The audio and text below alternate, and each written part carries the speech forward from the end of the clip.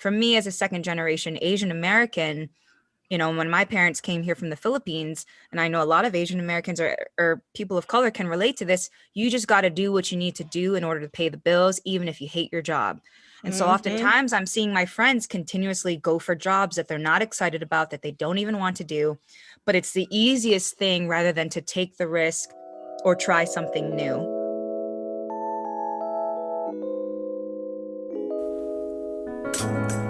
Welcome to High on Self-Care. I'm your host, Stacey Zeal, yoga teacher, crystal lover, high-functioning stoner, and CEO of MaryZeal.com, a community for stoners who love cannabis and are looking to prioritize their self-care. On this podcast, we'll explore ways that meditation, mindfulness, yoga, and of course, all things weed can help you to elevate your self-care.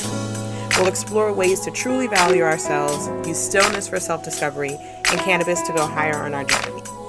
Think of me as your sister stoner who lovingly encourages you to prioritize yourself and reap the benefits of this magical plant. If you're ready to create a life that holds space for your most valuable asset, that's you, by the way, take a deep breath, light your J, and let's dive in.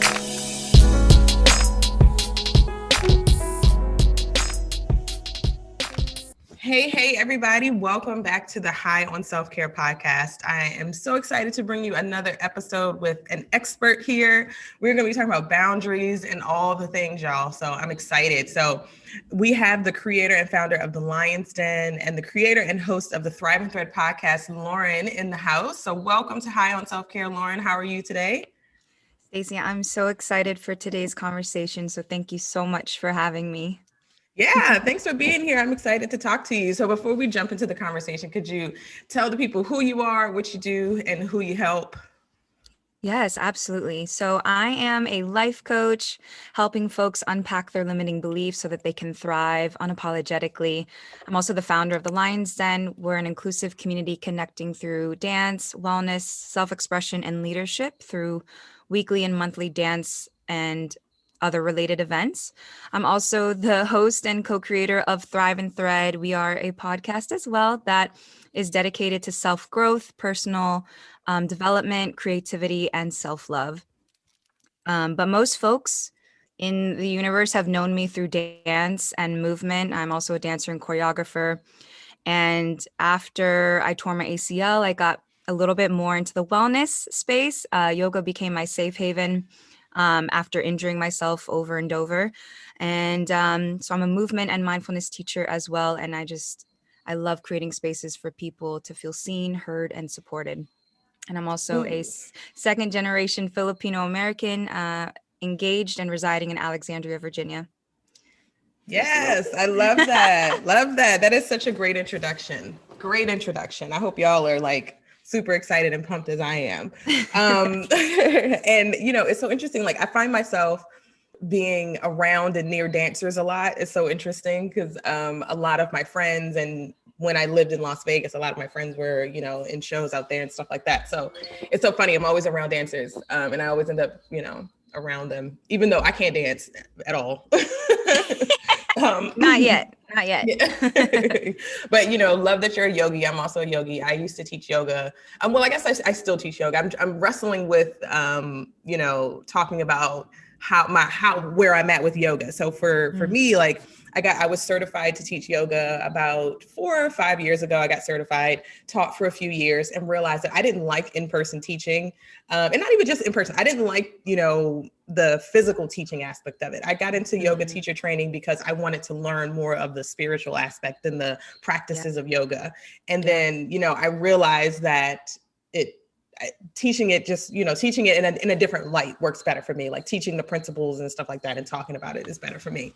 But anyway, so yes, love that you're a yogi, love that you're a dancer. So let's start with talking about a little bit about your journey. So, you went into a little bit about how you tore your ACL and that turned you to wellness. Like, what about that experience kind of like, how did that, come about and why did you then start to lean more into the wellness space?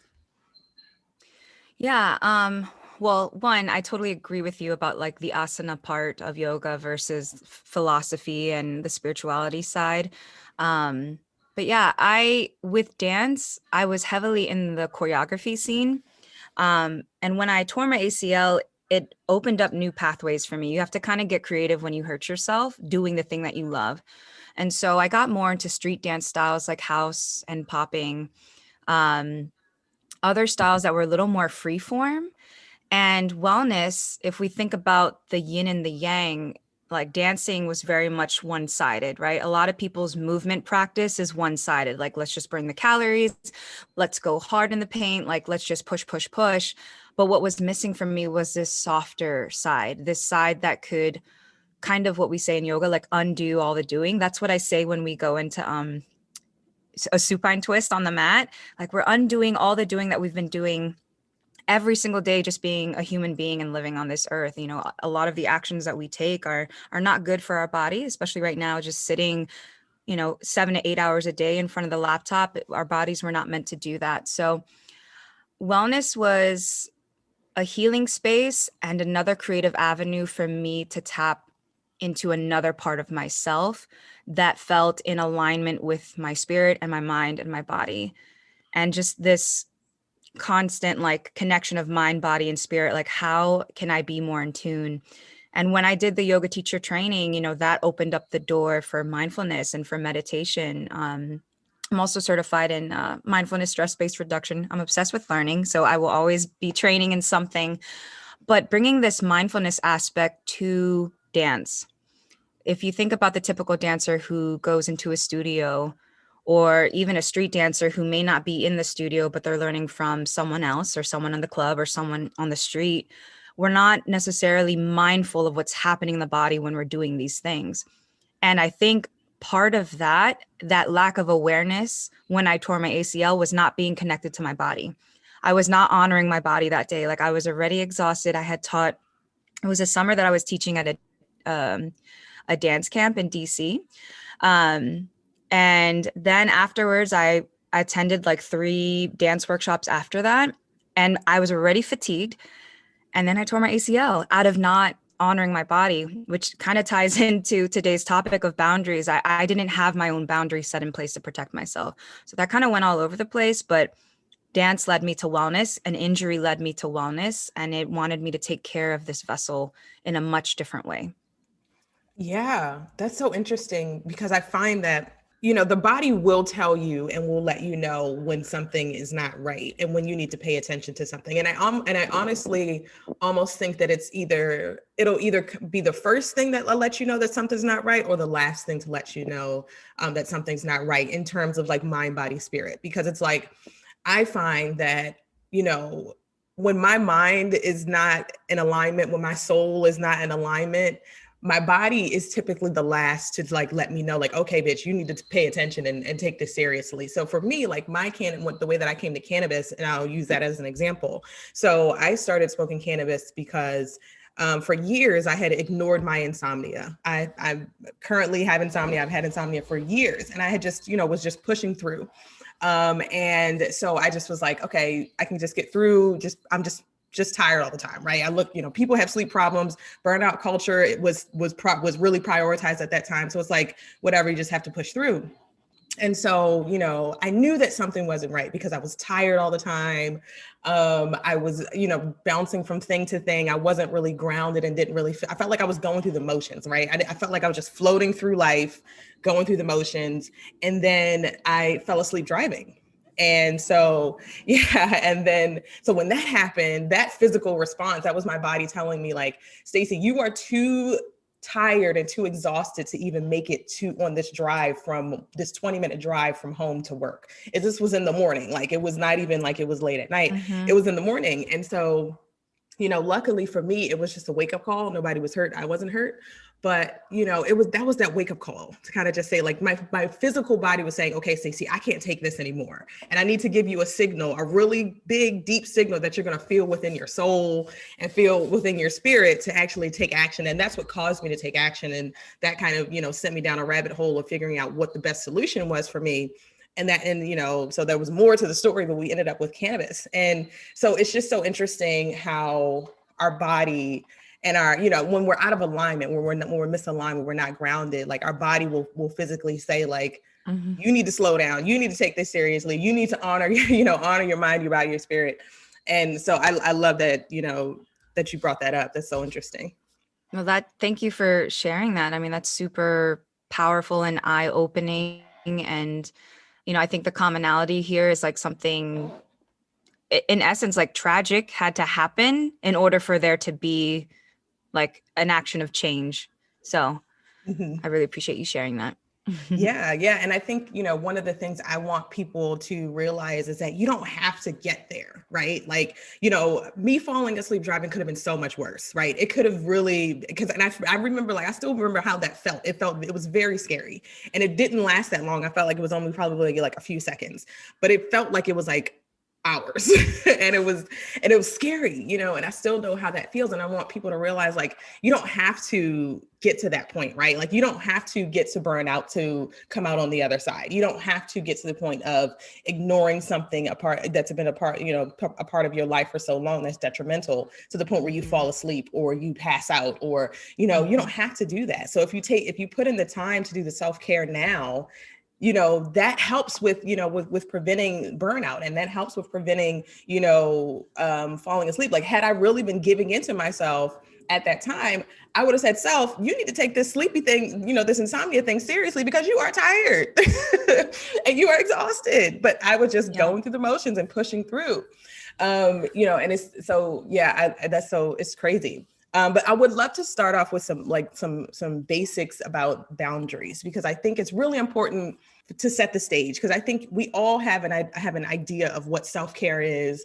And when we say boundaries, like, because of all of our different life experiences, we have a different, trigger to that word. Like, for some people it may be triggering, some people it may be empowering. So let's start off with talking about, like, what are boundaries and why are they so important? Yeah, absolutely. As I was like getting ready for this interview, I was like, how do I say this in a succinct way? It's kind of like we all just talk about boundaries, but we don't actually say the definition, right? And if we looked at Webster's, it would be something along the lines of like a dividing line or a limit on something. But I think of a boundary as like a twofold thing, a boundary that we place on ourselves that maybe has nothing to do with other people, and then the boundary that also does have to do with other people. So to me, a boundary is a tool that prevents violation of our own needs, whether that's emotional or physical, as well as a clear request of someone else with a clear consequence that I'm willing to follow through on with love and peace. And the word consequence can sound like it's a bad thing, but what that is, as we dive more into this topic, is like, if I'm telling someone to call me before they show up to my house, and then they continue to show up to my house without letting me know, the consequence is I'm not going to open my door because I've already let you know that you need to call me before you show up to my house. And that's, I think we'll talk about that today, is that's the part that we often don't follow through on because of many reasons. Right. Mm-hmm. So, Yeah. yeah. Yeah. I love that you say that. I love that you went into to the consequence, because I agree. Like, it sounds like such a bad word, right? It sounds like a negative thing, but really, like, a consequence, it's a letting someone know that what they're doing is not okay, right? It's not necessarily saying, like, I would, unless it is, unless you've got to the point where you need to completely cut somebody off, in which case I'm all for it, that's great. Mm-hmm. But like, it's letting someone know that this is not okay. And because you keep ignoring me, because because you keep ignoring me, I'm going to enforce something. I'm going to have to, to give you a punishment, or give you, not even like a punishment, I give you a consequence. And it doesn't have to be a negative, bad word. It really could Not be just at like, all. I'm not opening my door next time which, I am all for. Okay. If somebody keeps popping up at your house and they don't tell you in advance, don't open the door. Okay. I am very much in that camp. Like, I need you to let me know you are on my way on your way to my house. Because even if I am sitting on my couch smoking some weed, I need to know that you're on your way to my house, because I might be sitting on the couch and not feel like talking to nobody, or not feel like being around nobody. Exactly. So I love that. Yeah, I think what happens is we don't voice the boundary that we need. So, right, as humans, we're getting upset at this other person for continuing to do the same action. But have you actually taken the time to communicate that you're not okay with that? Right. And it's like we assume that people need to honor this boundary that has never been voiced out loud. And then what ends up happening is, if we don't do the consequence part of the boundary, we end up still hurting that other person or ourselves, because then, I become resentful, I become bitter. I wear my emotions on my sleeve. You may notice that I'm annoyed now when I could have prevented that by ensuring that that boundary has really taken place. Yeah. Yeah, I completely agree with that because it's like, it is a two-way street, right? It's not just about, letting someone know that what they did, is detrimental to you or hurt you or you don't like. It's also letting them know that they're making them aware of their actions, right? Because sometimes people don't realize that they're violating your boundaries because, like you said, we don't say anything. And because it's uncomfortable for us to say things. And, I get it. It's uncomfortable to enforce boundaries. But at the same time, it's like, I need to let this person know or alert this person to their behavior because they really could just not realize, because everybody has different boundaries, right? Just like everybody has different love languages, everybody has different ways of expressing themselves. So it's like, if I don't, I had that choice to say like, hey, I'm going to enforce this boundary or I'm not going to enforce this boundary. And then I deal with the consequence, of not enforcing the boundary. Right. Or I reap the benefits of enforcing the boundary because maybe it is, I don't have to run myself into the ground today. So I can actually just kind of take care of, feed into myself and do my self-care, or I can take a really long, extended, yummy yoga class because I've enforced this boundary and then not letting this person pop up at my house all the time and interrupt me during my yoga time. So I love that. Why do you think it's so hard to enforce boundaries? We kind of started to talk about feeling like, all the feelings around it. Like, why do you think it's so hard for us to really enforce that? I would say one of the first things that comes to mind is we didn't learn boundaries like as kids. It really depends on your parenting, but I can remember, certain family situations where there were no boundaries placed on certain things. Things were just allowed to happen, or negative things were taking place and it was never being spoken upon. So I think one, we didn't necessarily learn how to do that. So we don't know how to do that. And then another part of that, I think, is a people pleasing tendency. We think that if we place this boundary that we're hurting someone's feelings, and we'd rather compromise how we feel in order to keep the peace. And I think that's what it is we just want to keep the peace. We don't want to ruffle anyone's feathers. And what ends up happening is we're compromising our well-being, we're compromising our energy, we're compromising our values. And also that we're not even clear on what boundaries we need. So how do you even know you need a boundary? And for me, the first telling thing is, am I agitated? Am I starting to have a physical reaction around this certain person or this certain activity that's happening? And that's where the self-awareness really is key. Mindfulness is key. I can't place a boundary if I don't even know where I need to place that boundary. So I think it's a lot of it's clarity. We didn't learn how. And we're so focused on keeping the peace and pleasing people in our spaces. Yeah. Oh my goodness. Particularly as women, right? Like we are taught that we are supposed to not have any boundaries. We're supposed to just let everybody walk all over us. We're supposed to take care of everyone else except for ourselves. And I love that, you brought in that we didn't learn it because I completely agree. Like, I didn't learn what boundaries are. I learned what punishment was, it was like, okay, you did this and that, and that's not okay. So now you are punished. But I didn't know how to enforce a boundary or, to even realize that I need boundaries. And I agree with you. Like when I realized that when I need to enforce a boundary, it's me being agitated. It's me being just snappy. Like I get really snappy if I'm like tired or if I am like, if I feel like somebody is pushing my buttons, like I get snappy. Yeah. And that's my first kind of trigger. It's kind of just to say like, okay, Stacey, maybe you need to go smoke some weed. Maybe you need to go, let go and do it like, because I like do a meditation or something because I don't want to be an asshole. I don't want to be snappy to people, but, I have to recognize that, it's my choice to enforce a boundary or not. And if I choose not to, I'm only going to be hurting myself, because people will, and not to say this in a really negative way, but like people will go as far as you let them. Like if like people, Exactly. I remember my mom used to say, if you give people an inch, they'll take a mile. Right. So it's like, if you let someone walk all over you, that's what they're going to keep doing. And whether they do it on purpose or not, I'm going to, but one of my strengths is positivity. So I'm going to, lean into that and just say like people but some people are assholes, but other than the assholes, like, some people may not realize that they're walking all over you, right? Or that they're pushing you too far because you've always said yes to things, right? Like if you've always said, yes, I can do that. Yes, I can do that. And if you train somebody to say yes enough, or if you say yes enough times, you train people to keep asking because people are naturally going to go after someone who's going to say yes, right? Like someone that, I think I've started to do a better job of enforcing boundaries. So people come to me for certain things and then they don't come to me for certain things because they know I will say no, or I am okay with saying no, and that's it. Like, or I don't want to do that. So, I'm really, really big in like, if I don't want to do something, I will say, no, I don't want to do that. And honestly, like it takes time and it takes, practice, right? Because it takes riding with that uncomfortable feeling, because just because someone says no to you does not mean that they're uncomfortable, that you don't have to be completely comfortable with, saying no. Like, but if you need to say no, like you got to practice saying no. So like, how do you think, boundaries can help us thrive? Like, I love that your, company's called Thrive and Thread, because I love the word thrive. And so like, how do you think on the flip side of things, like we've talked about why it's so hard, but like, how can boundaries really help us?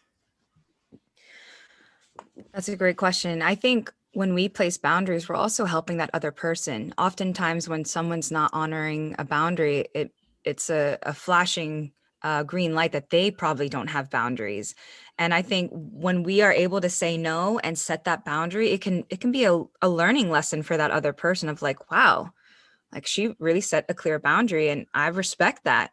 But also it gives us space to stay focused on what matters, especially now in this era of online everything. Everything is online, everything is virtual.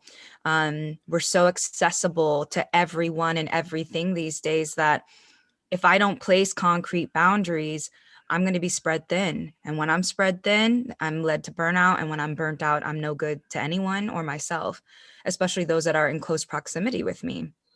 And it also like frees you up, like a literal, like physiological change in the body. It frees me up from this constant state of stress, constant state of being in a rush, constant state of go, go, go, because I have placed no boundaries.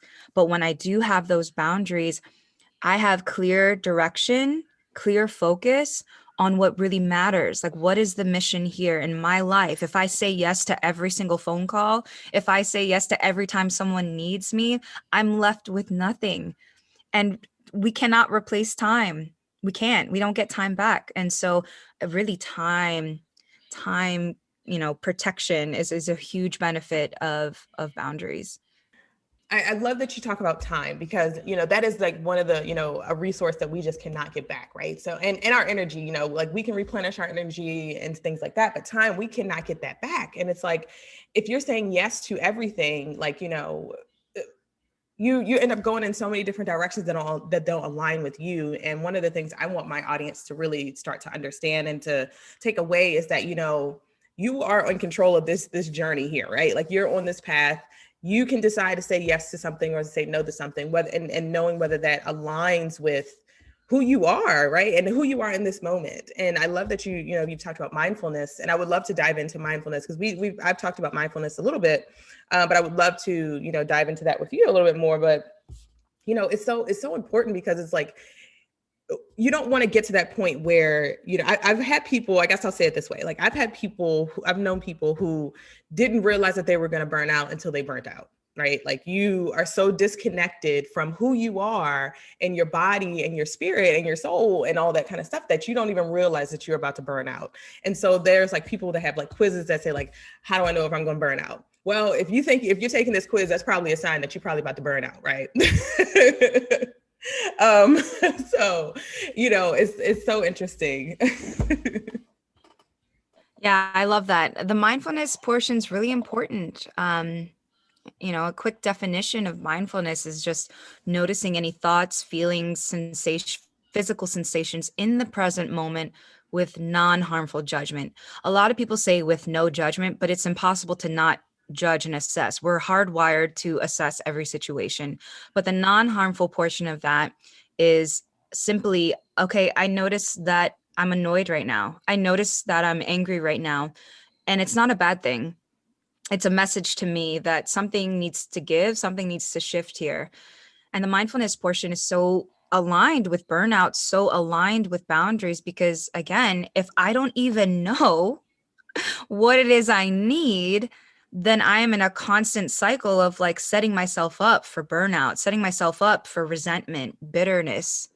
I could end up hurting the relationship if I'm not clear on what I need, because then I'm going to be acting and responding from a place of emotion rather than a grounded place of, I notice that I feel this way, and this is what I need to enforce these boundaries so that I can continue to love this person without hurting them in the process. Yeah.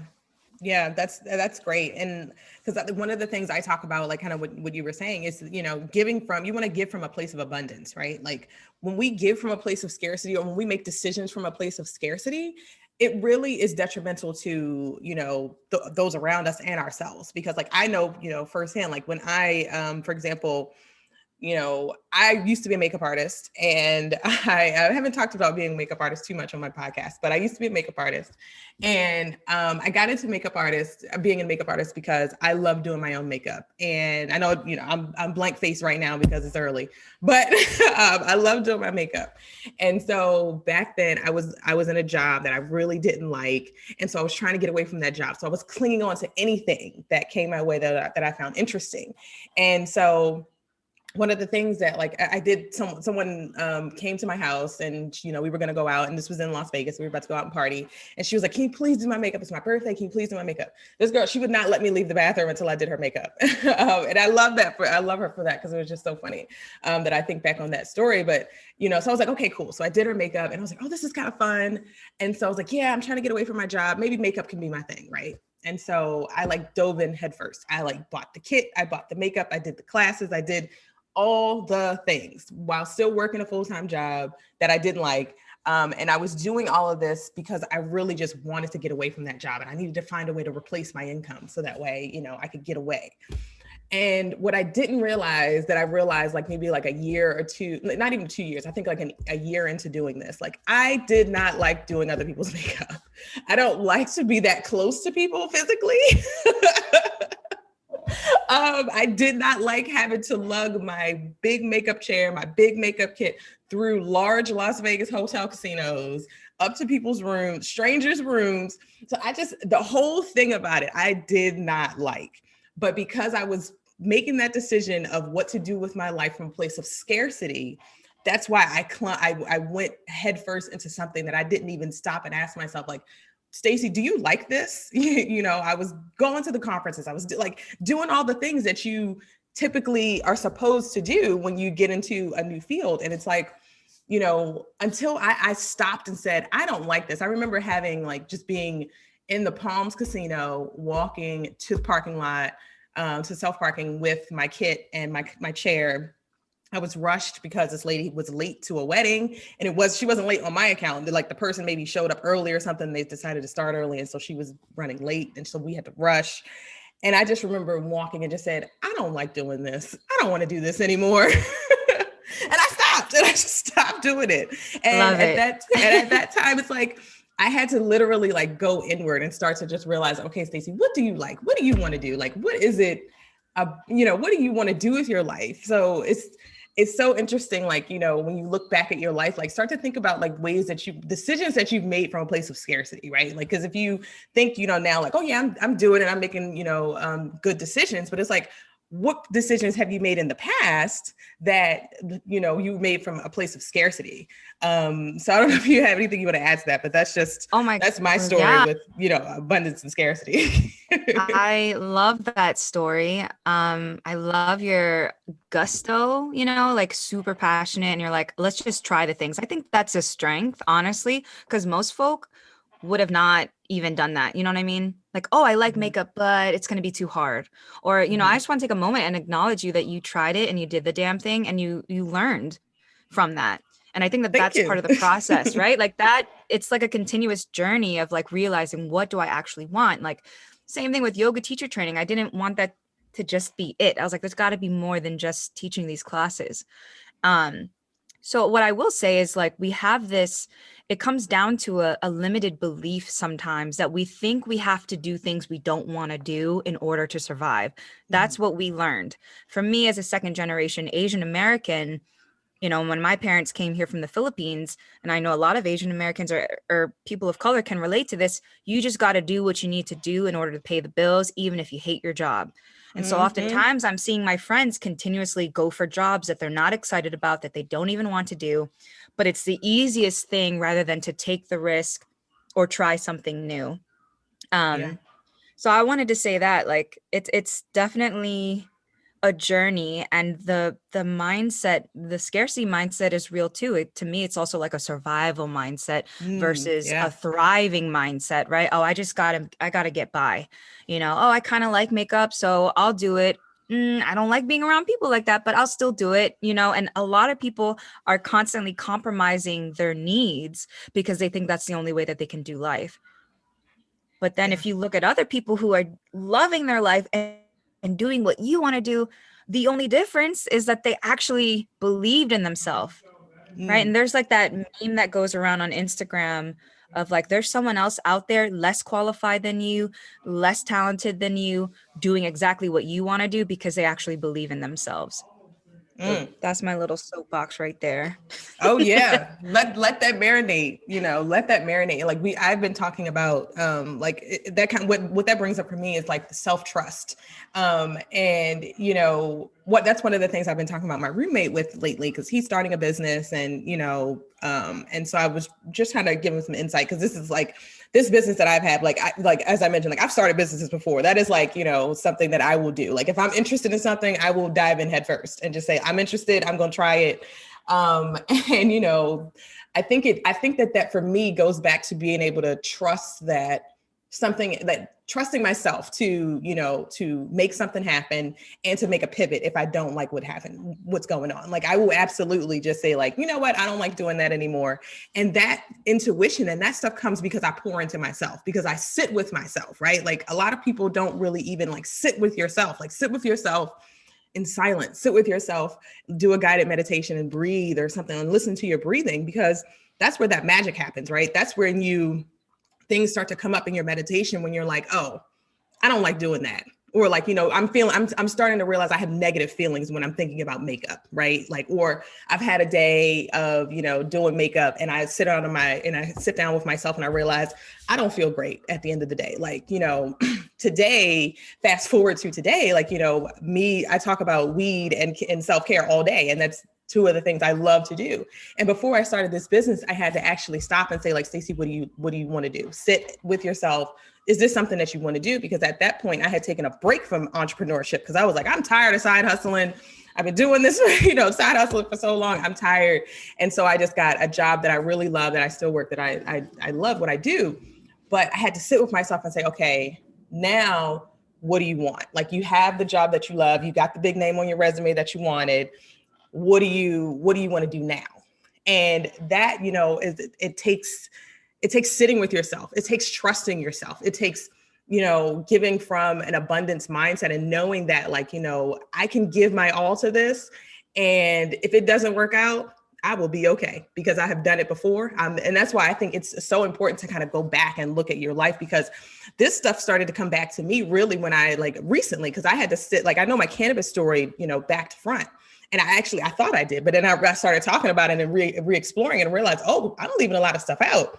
But that's I'll talk about that at another time. But going back and looking at the decisions that you've made and, you know, looking at my self-care journey, that's how I realized, like, okay, every time you stopped and gave into yourself and poured into yourself, when your yoga practice was like on point and you were going to yoga 3-4 times a week, that's when you were making the best decisions, right? That's when you felt like you were grounded and aligned and marching in the right direction. Because it's like, you know, getting into yoga, like stopping teaching yoga, like I didn't stop teaching yoga because I didn't like yoga. I stopped teaching yoga because I didn't like teaching.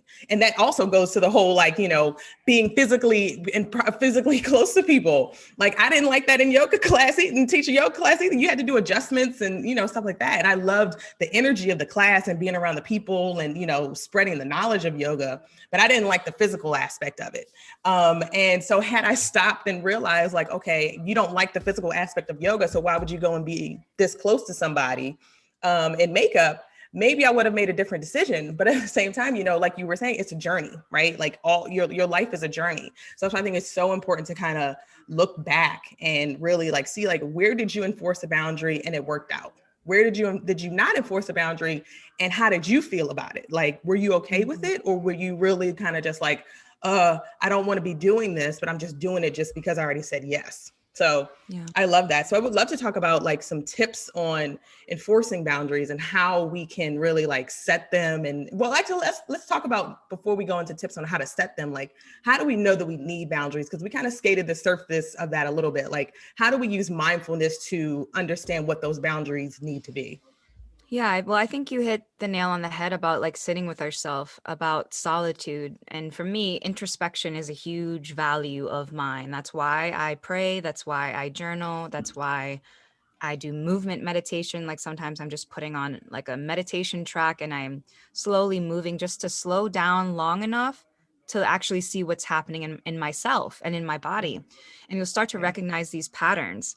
Um, and I did want to piggyback off of a few things that you said that Mhm. um, oftentimes we think pivoting or stopping something is failure. And Mm. so sometimes people are afraid to stop what they're doing because they don't want to be seen as someone that's fickle or never Mhm. sticks to the same thing. I know I've had that fear as a multi-passionate person who Yeah, same. has done multiple trainings, right? And I know you're Mhm. definitely the same of like, I don't want to seem like I don't commit to anything, but it's like, no, there's a way to do all these things and really crush it and use them for good. And to understand that a pivot is literally redirection. It's not a stop. So um but yeah, boundaries, sitting with yourself long enough to get clear on where are the areas or what are the relationships in my life where I don't feel like I'm authentically 100% being myself. There may be certain relationships where I'm playing small. There may be certain relationships where I start to get agitated or annoyed with this person and I'm not entirely sure why. So I think it's noticing those emotions and before acting on them, sitting with it long enough to go a little bit deeper. Okay, I'm always annoyed when so and so calls. Okay, why? Mm, it's because I don't feel that she really sees me. I Mm. don't feel that she Mhm. celebrates me. And I need that in a friendship. I need to be celebrated. Especially as an entrepreneur, as a creative, it can be a lonely road where you don't see Mhm. fruition right away. And same thing with podcasting. It can be a lonely road where you don't see the fruits just yet. And so for me, I'm like, oh, I need to be acknowledged. I'm a words of affirmation girl. That's my love language. That's what I Mm. Yeah. need. And it's like, yeah, okay, let's get clear. What are my love languages and is that being played out in my relationships? And can I voice to my friend that that's what I need? And I've had to do that. Certain friendships that I've really cared about, I just straight up told them, hey, I feel like this when you don't do this. And it's not like a blame game here. It's me expressing like how I'm perceiving things. And I think that's the trap that a lot of people fall into is that they're looking for someone to blame. There's no one to blame except yourself, because if you don't let other people know what you need, that's not fair for you to blame them for how they're treating you. So it's your responsibility, my responsibility, our responsibility to set the boundary and to follow through on them. Because if we don't follow through on them, then the boundary has no weight. It's not valid. And people are going to continue to push if they can. It's just like a little kid, if mom keeps telling me to not do something but doesn't actually give me the consequence, I'm going to keep pushing. It's the same Mhm. thing. Yeah. Yeah. And one of the things that like I love all that you said. And one of the things that stuck out is you said, I feel like X when you do Y.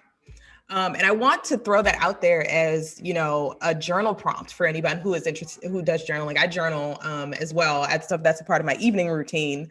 And so I have a morning routine, I have my evening routine, and journaling. I do that at the end of the day because it kind of just helps me to get the thoughts out of my head and kind of just, you know, digest what the day was. But I would love for, you know, anyone who is struggling with boundaries or anybody who just really wants to set a boundary and you're a little nervous about it, like go to your journal, pull out a piece of paper or something and just write down, I feel like X when you do Y.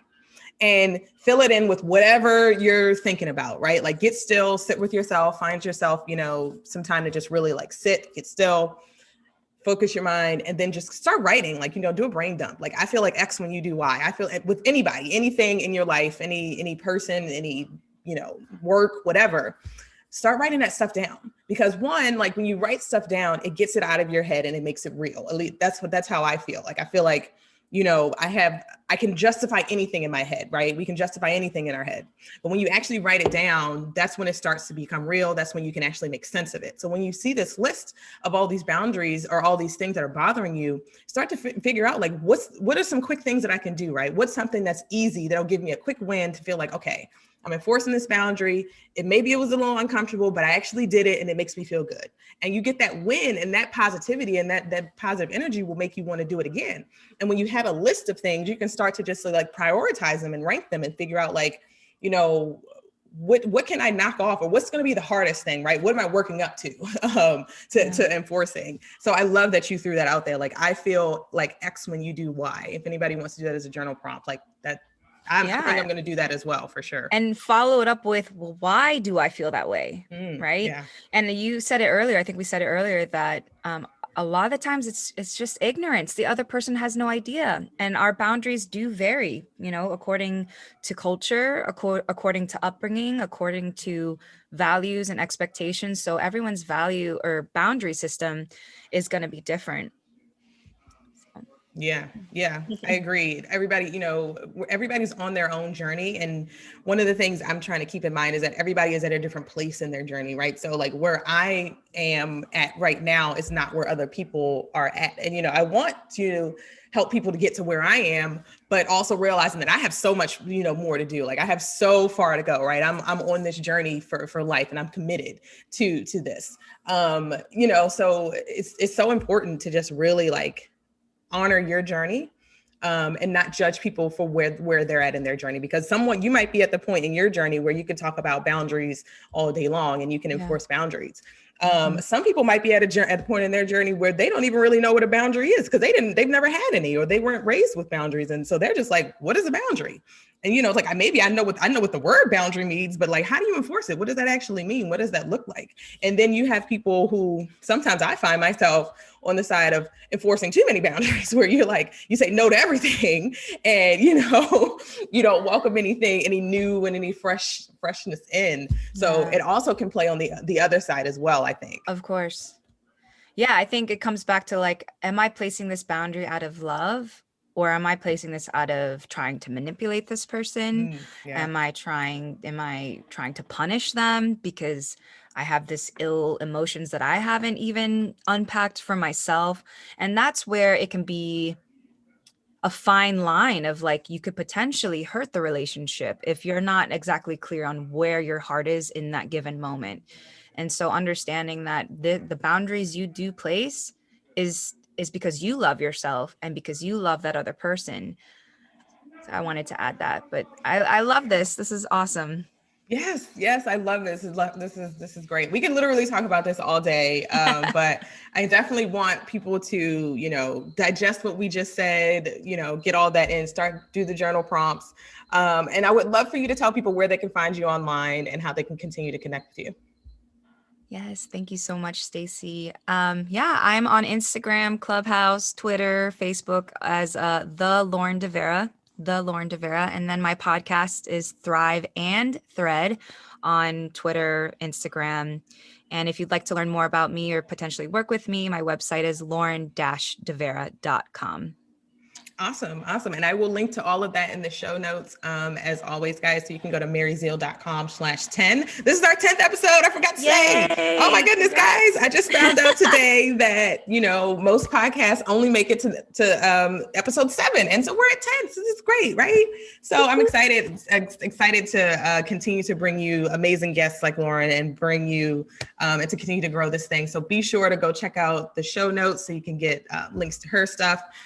Join my email list. There's a bunch of stuff on there, like a morning routine checklist for anyone's looking to create a morning routine. And if anybody is new to cannabis, I don't talk about this much, but I do have a free guide to cannabis. So if you're looking to learn more about like how to consume cannabis, what it actually like, how it works in the body, what the difference between CBD and THC is, and all that type of stuff. So go to maryzeal.com and you will find the beginner to bud boss guide, because I want everybody to be bud bosses and learn how to use cannabis intentionally, as long as with their self-care and all that kind of stuff. So again, thank you, Lauren, for coming on the show. Is there anything you want to leave us with before we wrap up?